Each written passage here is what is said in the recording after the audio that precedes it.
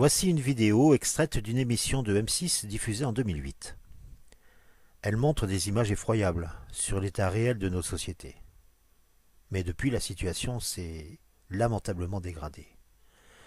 D'une part parce que le nombre de chômeurs a terriblement augmenté, laissant sur le carreau des centaines de milliers de femmes et d'hommes sans indemnité, ce que l'on appelle des chômeurs en fin de droit.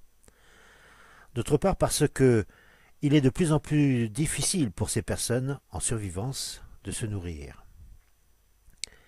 La mentalité des grandes surfaces démontre toute la violence qu'elles exercent sur la société. Par exemple, la chaîne 8 à 8 pollue tous leurs containers avec de la javel pour interdire la consommation de leurs invendus. Mais comment en est-on arrivé là? Quelles sont les structures de défense qui ont empêché ce phénomène décivilisant? Tous ceux qui ont la capacité d'organiser et de structurer la société sont tous absents.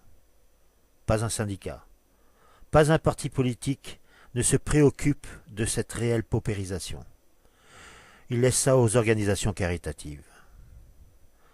La honte de ce qu'ils sont incapables de faire et de régler, ils la laissent aux autres, à ceux qui ne font pas de politique ou qui s'en empêchent.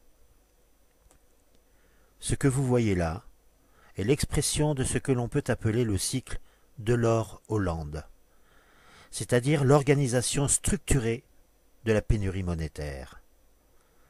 Au syndicat de lutte contre les banques, notre objectif est de cesser cette hémorragie permanente de la monnaie qui sort du corps social et qu'organise la loi du 23 décembre 1988. Tel est l'objectif, tel est le but, pour ne plus jamais revoir ça.